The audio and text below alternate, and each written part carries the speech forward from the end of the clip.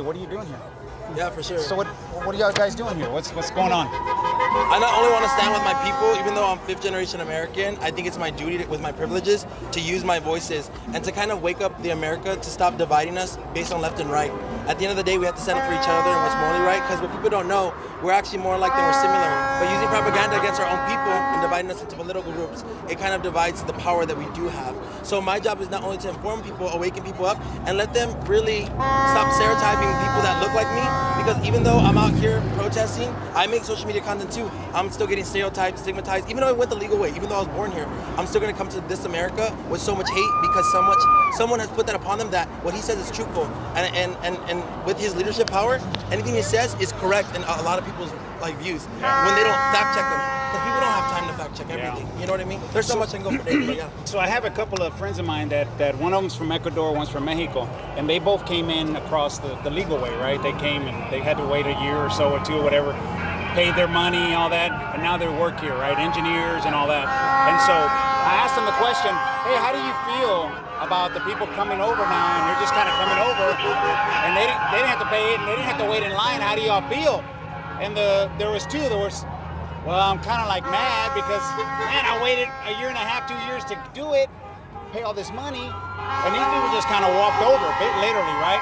So how do you feel about that? I think legal or not, we're fucking human beings, so it's not right to be a complete asshole. And I'm sorry to use this language, but we are angry, and you can't play victim for us being angry when you're treating humans worse than an animal. So I think legal or not, good for you if you came here legally, but what the fuck does it have to do with you if someone's working hard, getting food on the table for their families, picking crops for you to have food on your table?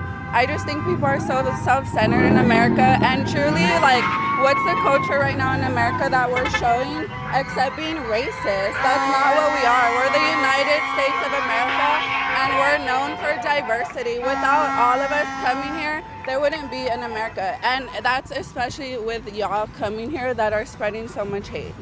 Another thing that I would definitely say is that it started from going from undocumented illegal immigrants that are taking a lot of resources from the American people. But if you look at stats and numbers, they even President Trump went on and literally said, oh, because of the DEI programs, basically we're not having the best qualified people in office.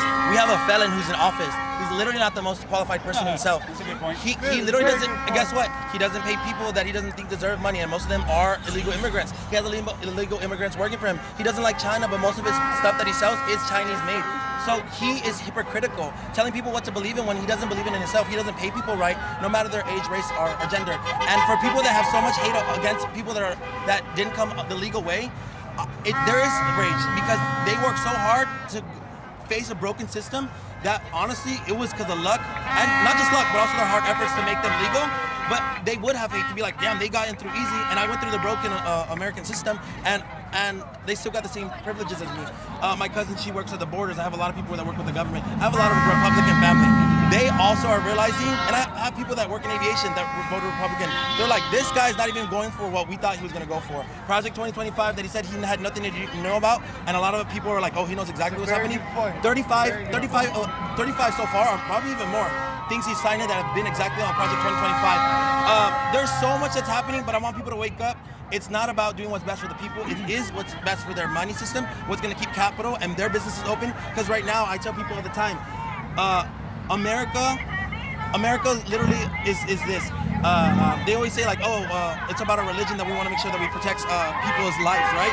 At the end of the day, if they want to protect the people's lives, they would protect our kids.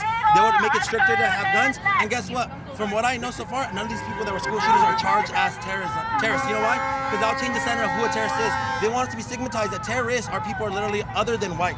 And instead of saying that own American people that are doing this are terrorists as well, because guess what? They're doing all this stuff to the people. And percentages wise, it's all Americans that are doing this hate crime. And for you to say that criminal drugs and all this is coming just from one race, damn, that must mean everybody else that's not Mexican is literally Jesus Christ, or everyone's perfect. No matter what race you go to, everyone's doing something wrong. No one's saying to keep undocumented criminals here.